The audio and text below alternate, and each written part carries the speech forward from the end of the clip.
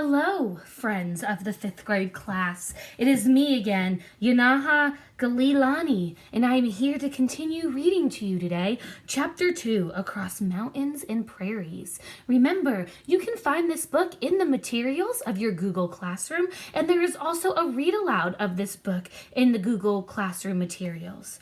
But today we are going to do Chapter 2, Across Mountains and Prairies. Yesterday we talked about how the settlers affected the Native Americans and their lands and where they had to move to. And today we're going to read Across Mountains and Prairies.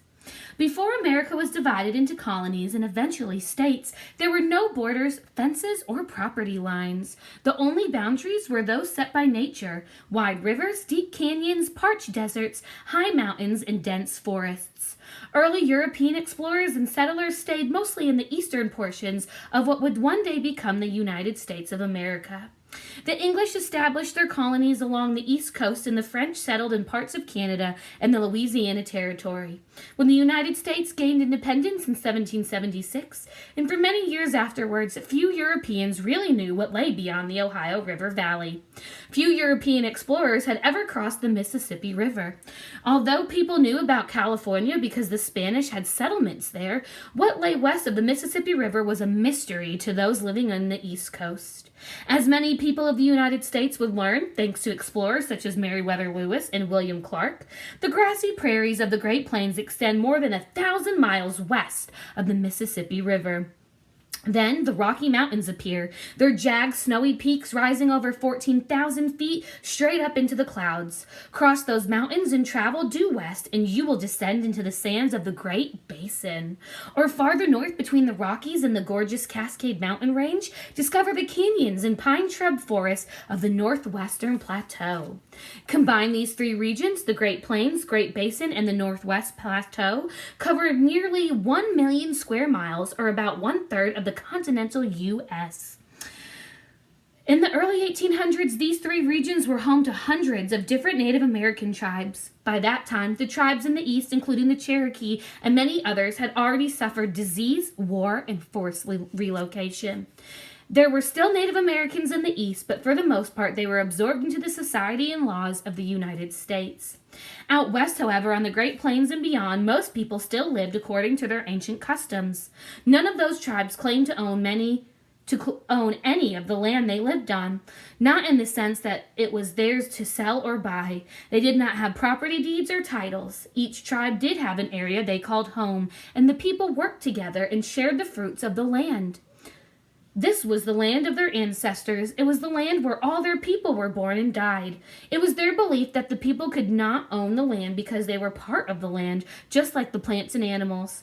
Eventually, this viewpoint that people were caretakers rather than owners of the land added to tension and mistrust between Native Americans and settlers from the United States and other nations. The lack of defined borders and property lines made it easy for outsiders to claim land and force Native Americans to move. The settlers carried deeds or papers claiming that the land was theirs. The Native American had no such papers. Traditional ways.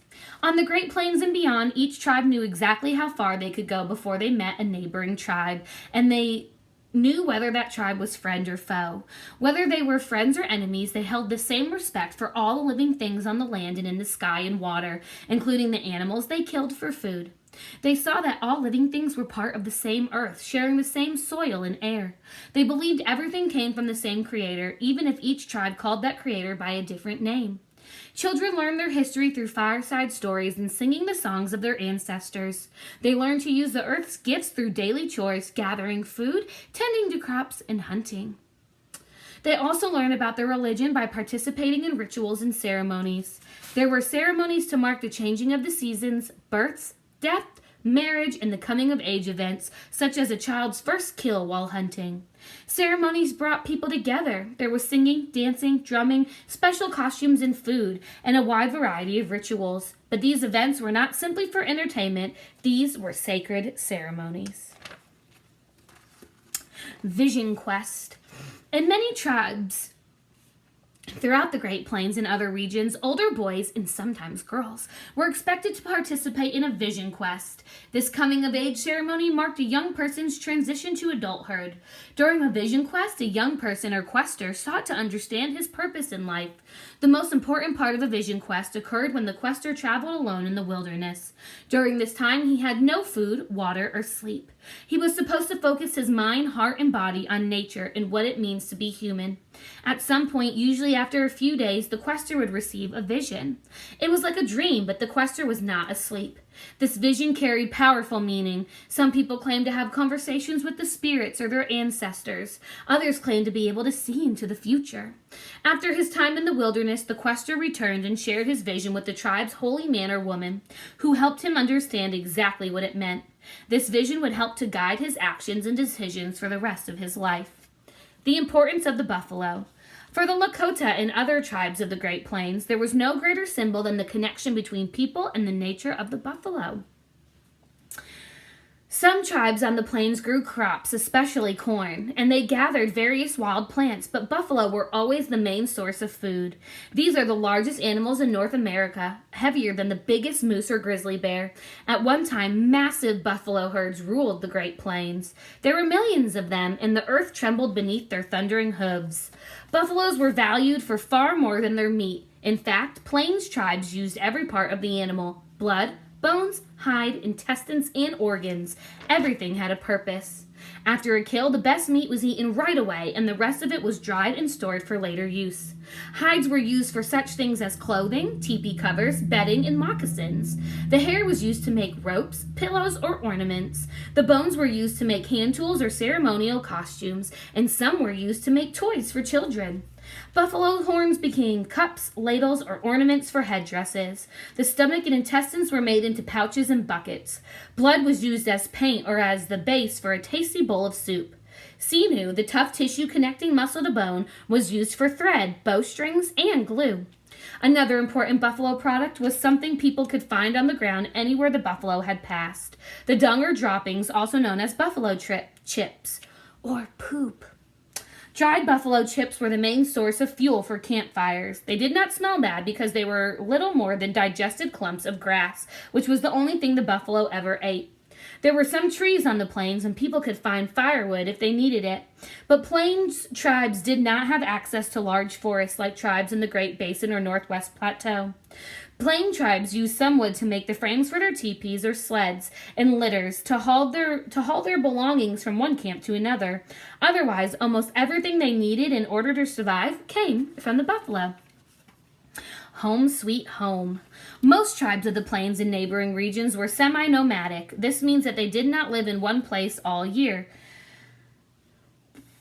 For example, plain tribes usually followed the buffalo, but they also went to special camps during the frigid winters.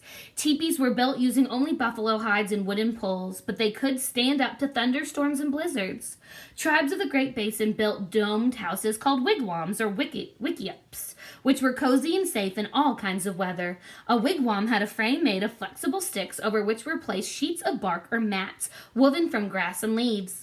Like teepees, wigwams were portable, which was important because Great Basin tribes also moved from place to place in search of food. They did not have buffalo. Instead, they gathered nuts and berries, and they hunted for small game like rabbits and deer.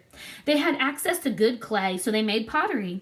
They used stone tools. Stones could be reshaped and sharpened for use as heads of arrows, spears, and axes, as well as made into tools for digging, scraping, grinding, and other daily tasks. People of the plateau lived in wigwam-type lodges, too.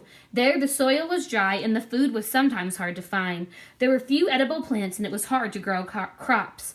Hunters were lucky if they were able to find a jackrabbit, deer, or occasional bear. However, the plateau tribes did not need to search for food on land. All the nearby rivers and streams were loaded with big, tasty salmon and other fish. The plateau tribes were as good at fishing as the plain tribes were at hunting buffalo. The Mandan. Not all tribes of the plains and surrounding regions were nomadic. Some, like the Mandan, learned to grow corn, beans, and other crops. They hunted for buffalo too, but they grew enough food so that they did not need to move and follow the herd. They could afford to build permanent villages and wait for the buffalo to come to them. During their westward adventure, explorers Lewis and Clark encountered the Mandan and wrote about their way of life. They were impressed with the size and wealth of the villages. There may have been over 15,000 Mandan living in 9 large villages. In addition to farming and hunting, they were active traders. They traded various animal furs, buffalo products, and crops with surrounding tribes. Later, after more contact with traders and settlers from the United States, the Mandan traded guns and horses. Devastating changes. Back in the early 1800s, when Lewis and Clark passed through on their famous expedition to find what was on the other side of the Mississippi, no one could have guessed just how much and how quickly life would change for all tribes of the Plains, Basin, and Plateau. The introduction of horses had already changed the way Native Americans traveled, hunted, and fought. Guns also made a big difference in their lives, but horses and guns were not the only thing the Europeans brought. They brought diseases too. Disease took a very heavy toll on the Mandan because they lived closely together in such large villages and rarely moved around. In one Mandan village in 1837, smallpox infected and killed all but 125 out of 1,600 people. The plains buffalo were also greatly affected by the arrival of Europeans. Buffalo hides made into leather were valuable to people in the cities on the East Coast. With their guns, hunters could kill as many buffalo as they wanted. How many did they kill? Consider this. In 1804, there were as many as 60 million buffalo roaming the plains. In 1890, there were fewer than 1,000. By 1890, the buffalo and many of the native people were no longer living in the Great Plains. Many of the tribes were forced to leave their homelands and make way for settlers, railroads, and cities of the United States. Native American culture, language, and customs survived, but their way of life was severely damaged. And that is all I have for you today. Do not forget to go on to your classroom, your Google Classroom, and pull up your assignment that goes with Chapter 2. If you have any questions, feel free to email your teacher, and I hope to see you back here tomorrow. Bye.